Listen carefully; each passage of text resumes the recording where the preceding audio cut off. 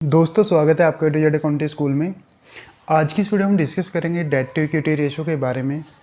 Date to equity ratio क्या होती है और इसको हम कैसे कैलकुलेट करते हैं। तो डेट टू इक्विटी रेशो जैसे इसके नाम से शो हो रहा है कि डेट टू इक्विटी यानी डेट यानी कि लॉन्ग टर्म लोन और इक्विटी जो शेयर होल्डर फंड्स उन दोनों के बीच को रिलेशन को बताता है। यानी जब भी आप किसी कंपनी की बैलेंस शीट देखते हो तो उसमें हमें पता लग जाता है कि इसमें शेयर होल्डर्स ने कितना पैसा लगा रखा है और इससे लॉन्ग टर्म लोन्स या लोन्स कंपनी ने कितने लोन्स ले रखे हैं।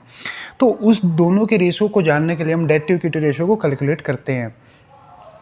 एक्चुअली अगर हमसे कोई पूछे कि डेट टू इक्विटी रेशो हम क्यों कैलकुलेट करते हैं, तो डेट टू इक्विटी रेशो इसलिए कैलकुलेट करते हैं क्योंकि जब भी कोई इन्वेस्टर किसी कंपनी में पैसा लगाता है तो जानना चाहता है कि इस कंपनी में रिस्क कितना है। यानी कि अगर उसका डेट ज़्यादा होगा और इक्विटी कम हो गई यानी शेयर होल्डर्स के फंड्स कम हो गए तो उस कंपनी में पैसा लगाने में उतना ज़्यादा रिस्क होगा। अब ऐसे जब हम किसी बैंकर के पास अपनी बैलेंस शीट लेके जाते हैं तो बैंक भी आपको लोन देने से पहले देखेगा कि आपके जो इक्विटी आपने कितनी लगा रखी है अपनी कंपनी के अंदर और लोन्स कितने ले रखे हैं। तो अगर उसको लगेगा कि हाँ आपका लोन, अगर बैंकर्स को लगता है कि आपके लोन कम से हैं और इक्विटी आपकी ज़्यादा है तो बैंक आपको लोन देने में प्रेफर करेगा, अदरवाइज़ वो आपकी जो रिक्वेस्ट है उसको रिजेक्ट कर देगा। तो ऐसे ही हम बात करते हैं फार्मूले की। डेट टू इक्विटी रेशो का फार्मूला क्या होता है। डेट टू इक्विटी रेशो जैसे इसके नाम से ही फार्मूले का हमें पता लग रहा है, डेट और इक्विटी यानी कि डेट को इक्विटी से डिवाइड करेंगे तो हमें डेट टू इक्विटी रेशो हमारे पास आ जाएगी। अब जैसे डेट में मैंने बताया कि डेट में क्या है, अब जैसे लोन होते हैं आपकी बैलेंस शीट में शॉर्ट टर्म लोन भी होते हैं, लॉन्ग टर्म भी लोन होते हैं, बट यहाँ डेट का मतलब है सिर्फ लॉन्ग टर्म लोन्स।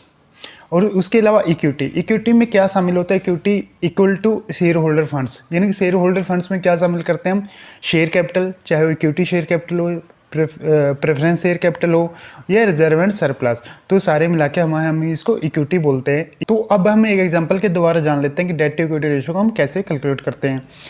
जैसे अब मैंने बैलेंस शीट से कुछ फिगरें उठा ली हैं, जैसे long term loans 2 lakh, equity share capital 1 lakh, preference share capital 50,000 और रिजर्व एंड सरप्लस 1,50,000।